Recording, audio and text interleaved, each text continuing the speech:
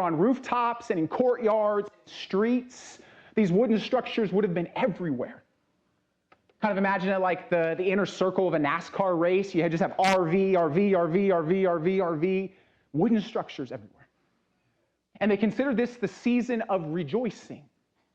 Because the Jewish people believed that if God's kingdom was going to come, it was going to come during this week. And so Jesus chooses to speak and offer an invitation with the backdrop of a coming kingdom. And as this week progressed, the people by the thousands would join the priest.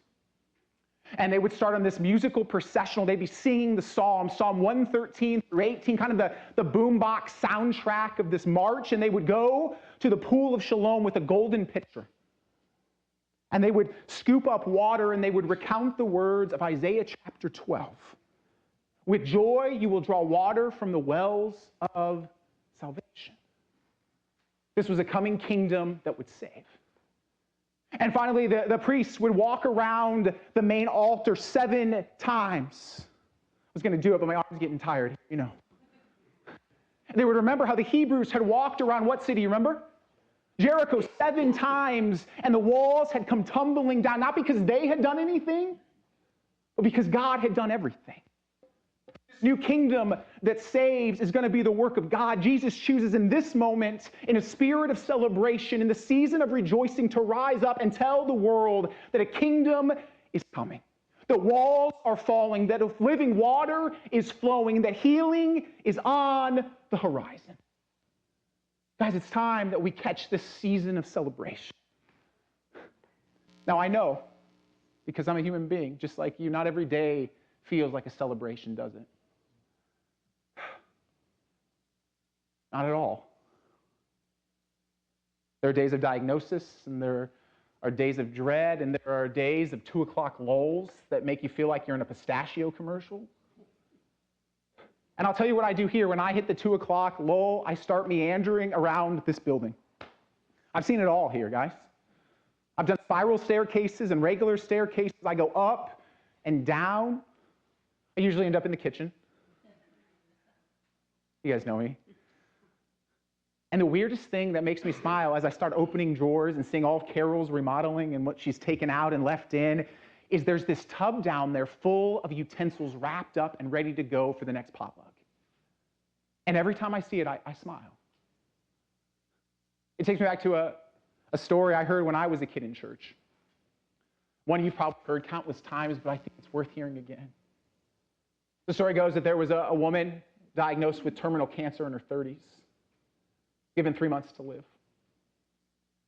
She decided to meet with her pastor, and they organized visitation details and funerals, verses to be read, songs to be sung.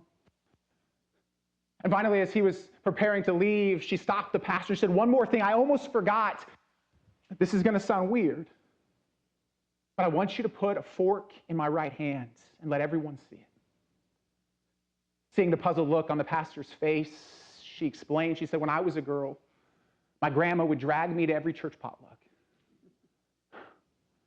And as they were clearing the dishes of the main course, my grandma would always lean over and she would whisper, 'Sweetie, you keep your fork because the best is yet to come.'" The best is yet to come. The Heath Bar salad, the strawberry pie, the cheesecake. The best is yet to come. Now, I know some of you know what life is like in the wilderness where the fork seems to be ripped from your hand, where you've lost someone and the fork got ripped out, and you've experienced the black hole of addiction and the shame that's in that place, and someone ripped it away.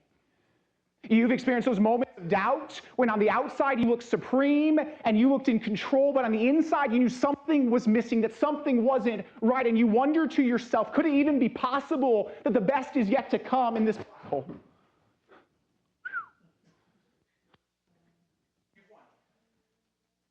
But I need you to see today that Jesus chooses to stand up in a world that's occupied, a world of death, a world of oppression, and what he chooses to do is he chooses to slip the biggest fork that he can find into your hands.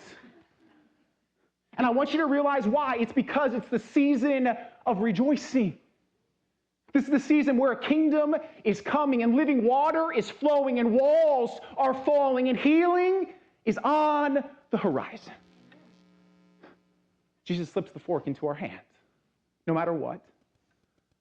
No matter when it looks like a dead end, no matter when it looks like we're at the water's edge and there's no dry land to keep walking on. And the psalmist captured why? Because weeping may endure for a night, but joy comes in the morning. He slips the fork into our hand. Would you hold it for me? Thank you for catching that. It's with that backdrop that we see Jesus' actual invitation. I want you, don't miss the invitation from Jesus. Nice catch.